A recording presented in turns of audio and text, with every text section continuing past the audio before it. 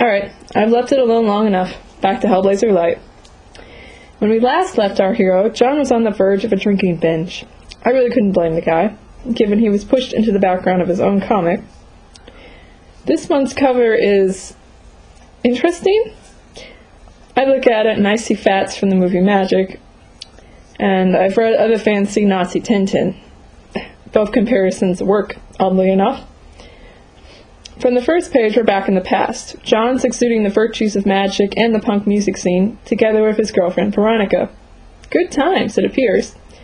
Cut to the present, where John is drunk, and I mean really drunk. So out of it that when one of the ghosts he came to England to save shows up, he immediately dismisses her.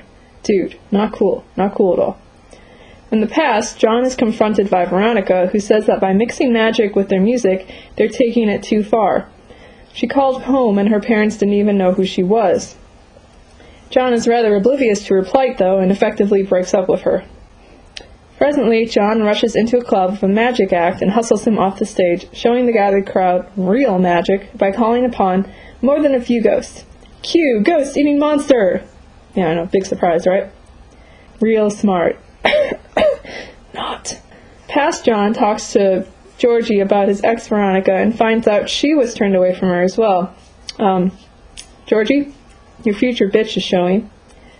John is told he has to induct her fully or find a magician who can, because otherwise she'll fully slip into one of the cracks of the world, disappearing. He has a heart-to-heart with Veronica, who just wants to go back to normal. John offers to fix her by showing her the entire world of magic, but she declines.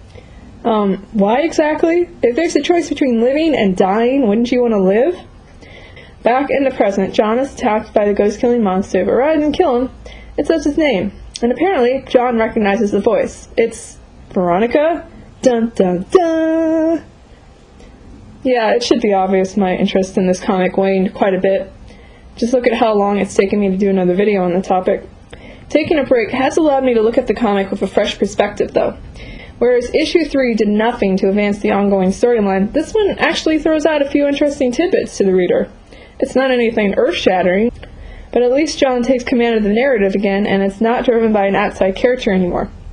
Interestingly, it's Veronica who has the most focus in the end, which does make sense once you realize how important she is to the plotline. Unlike Hellblazer, magic in this comics universe can backfire on anyone who dabbles in it, but doesn't seriously embrace it as a way of life. That's a really steep learning curve and unforgiving on beginners, isn't it? Or is that just the world's way of getting rid of weaklings?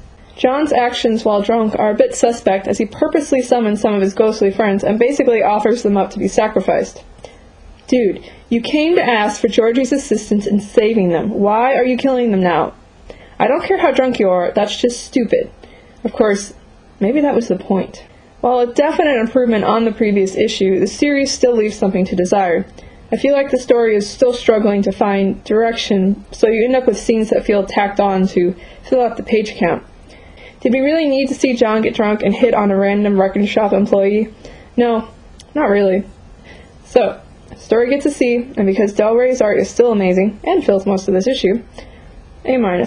On to the next. Whereas issue 3,